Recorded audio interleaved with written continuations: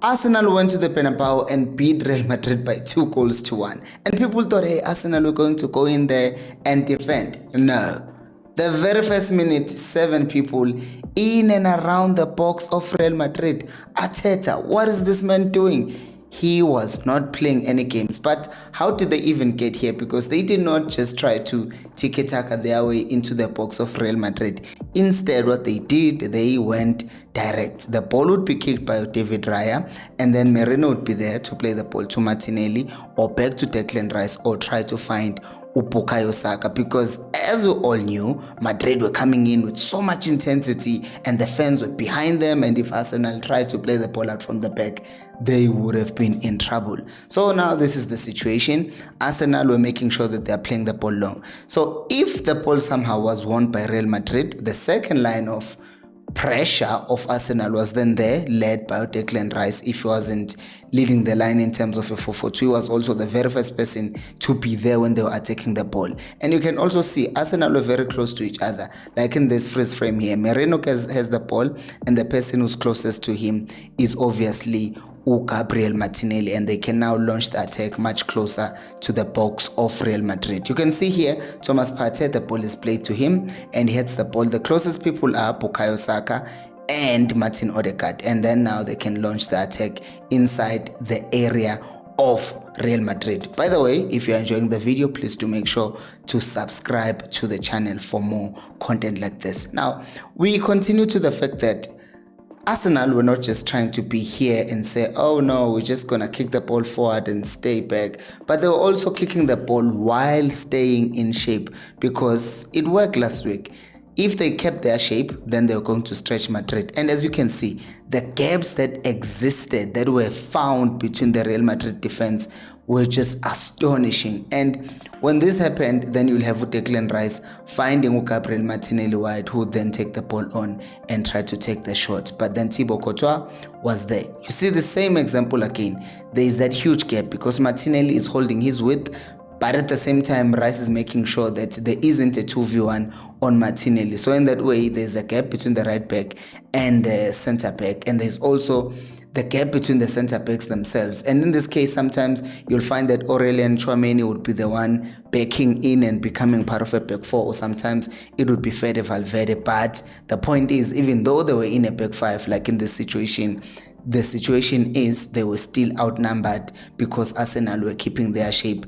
And at any given time, Arsenal were stretching Real Madrid. And one thing for sure is that as much as this thing of Arsenal not having a striker is problematic, but it's also very beneficial for them, because the centre backs are now forced to stay in the box, because the two players that attack the box for Arsenal are Merino and Declan Rice, who starts in midfield and they're making late runs into the box. So Real Madrid had to be cautious against that and not follow them to midfield and go back behind, because if they go with them, then they are going to leave space behind for Martinelli to attack. So in this case, they stay in the box because they're anticipating Merino and Rice to come in and attack the ball from the box. And that's exactly what was happening here. But then Arsenal were not finding success earlier on in the game. But here you find another situation again.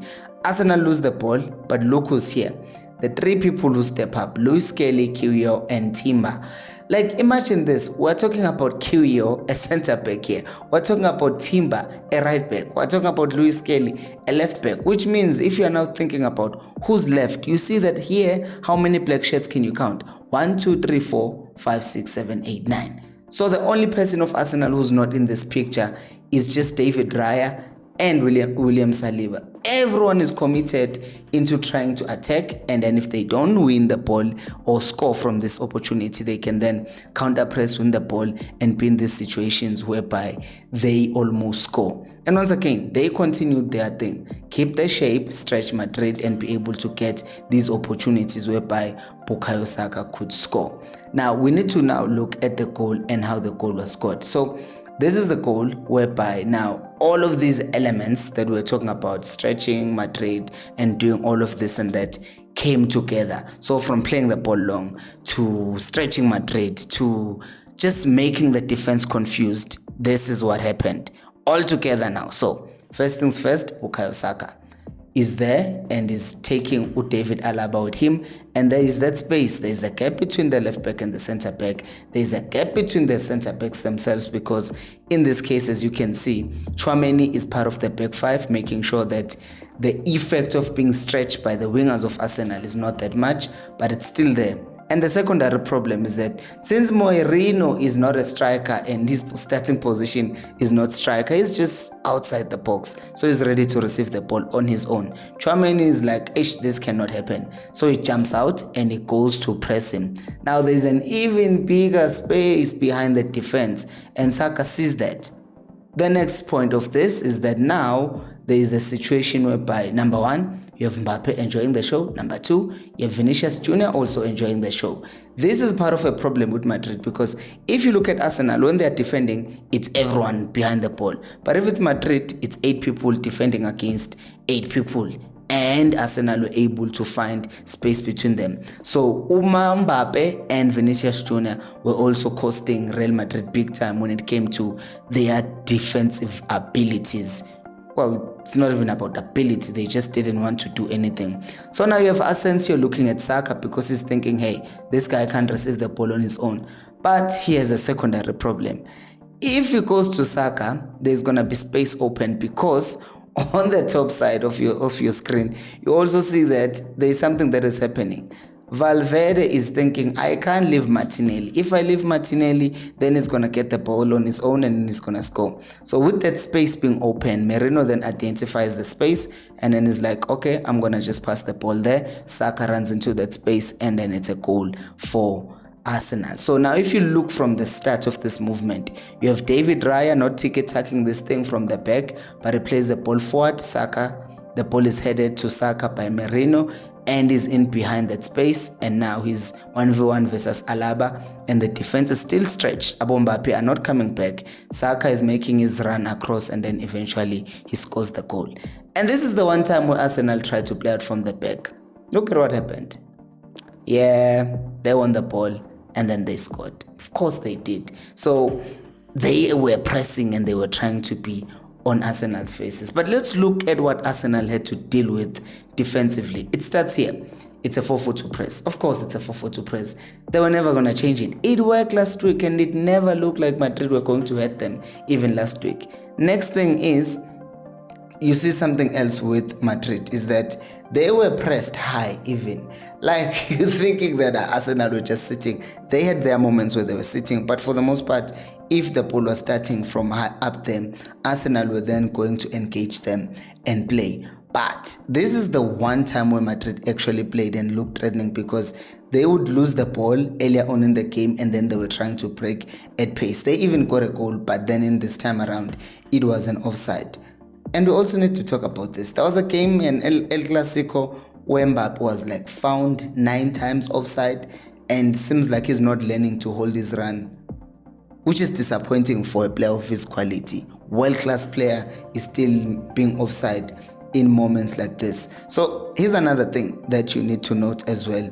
Besides the fact that Arsenal were only or almost got exposed in these situations where Mbappe was carrying the ball, you'll also see that here this was the first minute. And then 45 minutes later, Mbappe finds himself in the same situation.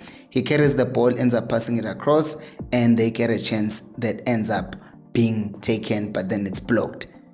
Good moments that looked a bit scary. And another person who almost became problematic for Arsenal was actually Endrick, because when Endrick came on, he's the only one, like Mbappe, who was carrying the ball, who was in the box and almost looked a bit threatening.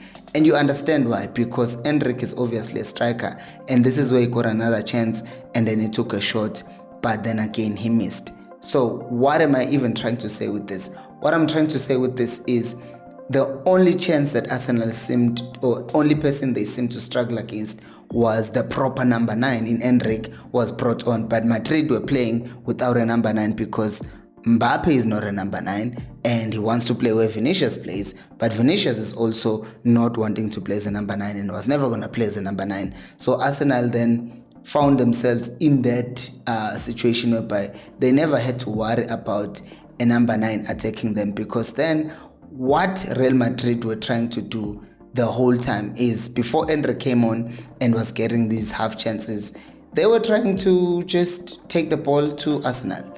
But then Arsenal were just there outnumbering them. You can see here, completely outnumbered. It's Vinicius against the whole defense. It's 10v6, the Great Wall of North London.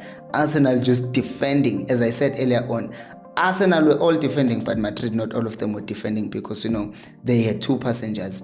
And then they started spamming crosses. And these crosses ended as well as you'd think. They kept on crossing the ball. Arsenal kept on winning the ball. They have a set-piece coach who always focuses on them heading the ball and defending. But Madrid thought, let's play crosses against them. It never worked. And eventually, with one of these crosses, they ended up finding that goal whereby they headed the ball out, Arsenal that is, and then they went and they scored on the other side. Madrid never looked like they were going to hit Arsenal, and Arsenal took full advantage of that. It was too easy for Arsenal. But what did you guys make of the game? Yeah, YouTube thinks you might like this video, so do make sure to also check it out and subscribe.